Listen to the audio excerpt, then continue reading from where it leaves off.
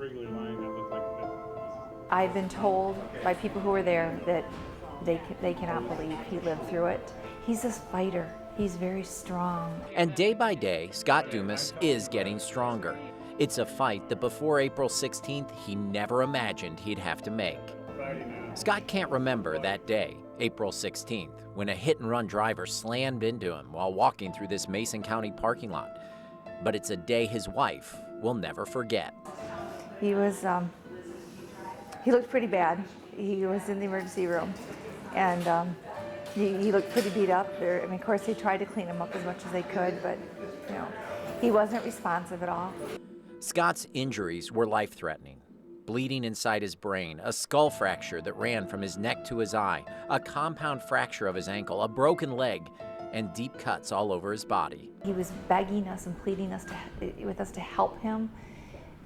And there's nothing you can do. You know, you just try to comfort them, but you also know and pray that they don't remember any of this. And at this time, he doesn't remember any of it. I'm so thankful for that. Scott's broken bones could be operated on, his cuts stitched up, but his short-term memory was gone. His behavior uncharacteristic, with a mind that seemed to be misfiring. There were so many times his reactions to us that it just wasn't him. The shock of dealing with Scott's immediate trauma was replaced with fear, as a wife of 30 years hardly knew the man she was caring for. What's he going to be like? Is he going to be the same dad to them? Is he going to be the same husband to me? Because that wasn't him. You know, am I going to be taking care of him as a different person? You know, how do I handle this? Scott began to make progress in marathon therapy sessions, working on his speech, his balance, learning to perform everyday functions with a broken body and a disorganized mind.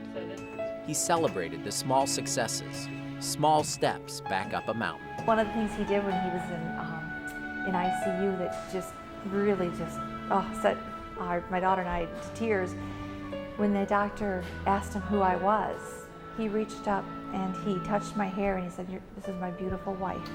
Remarkably, Scott isn't overwhelmed by the healing road ahead of him.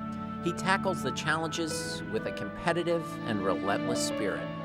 But this man who's survived what few expected him to is overcome by something as simple as homemade cards from his students. He's, because of the brain injury, he's more emotional, and it brings tears to his eyes constantly. The support, the prayers, the help from neighbors and doctors and nurses. Kathy and Scott aren't angry with that driver who nearly ended a life and drove away. Instead, they're so grateful for the people who stood by them. We don't understand all this at this point, but I think someday we will, and we just have to accept that there's a reason for this, and it'll be shown to us at some point.